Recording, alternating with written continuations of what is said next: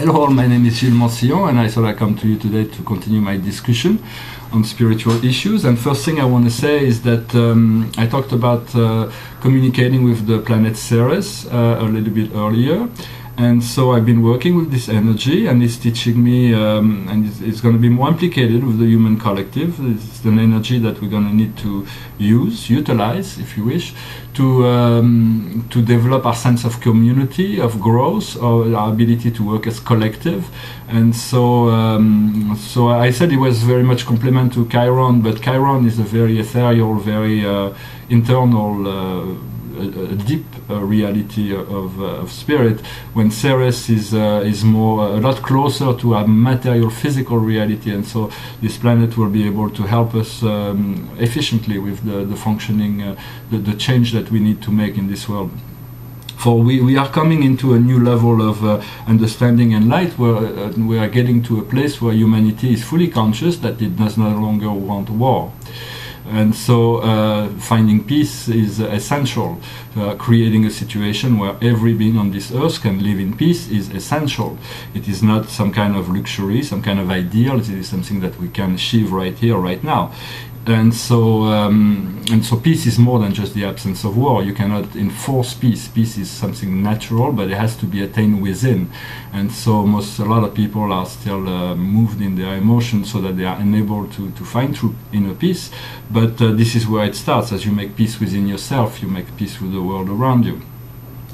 And so once you make peace within yourself, you can make peace in the earth, and you can already declare that peace on the earth and ground it into the core of Mother Earth, and Mother Earth will respond as a new part of that peace process that has been put in place by you. And so the problem is that there is a lot of groups and beings in this world, such as the military-industrial complex and all those, the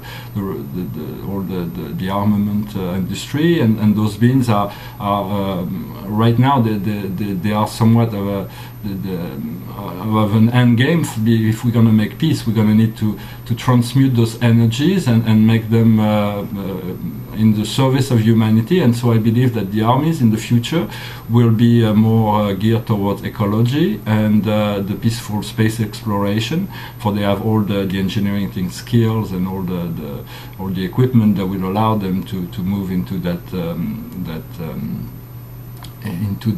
new mission, so to speak. And so making peace on the earth, of course, is something that is wanted, but it is not something that we can enforce. It is not something that we can push, or we can just be at peace, and then from the peace we have, we influence the rest of the world. But we don't have somewhat we are depending on the will of every living being to make that peace. And so it is something that we're going to need to address in terms of human collective. And so and in order to assist that shift, I know that there will be great changes that will be coming. As a few days ago, I've detected the presence of a universal senses. Those spirit beings come along with divine counselors and perfecters of wisdom. They are higher spiritual beings from beyond the universe, and sometimes they are asked to come to worlds such as ours in order to adjudicate certain situations. And so the spiritual way is being passed in review. And so what is happening is that during our sleep time, we are called to often, we may be called to make, to contribute, to express our views and impressions and perceptions to those councils that are being put in place in order to initiate a new golden age into this world. And so what happened is that everybody is going to come and testify, every soul involved in this evolution process. Then the divine counselor will speak in order to express the views of divinity as it relates to the Paradise Trinity. Then the perfecter of wisdom will offer the wisdom of God. And then the Ascended Master Realm will have the last pronouncement in terms of evolutionary wisdom in this universe.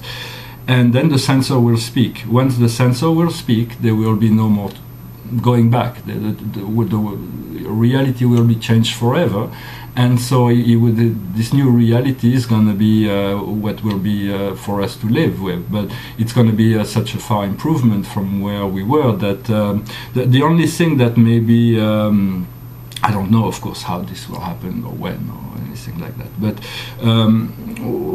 the main thing is to stay grounded within yourself, to know that you are a sovereign being, you are a child of God, and so otherwise, if you hold on to what we know as society, you maybe or the anything that cannot hold you, then the flow of evolution may be sweeping a lot of things away, and so you want to hold on to what's inside of you rather than trying to hold on to things outside of you during those times of shift.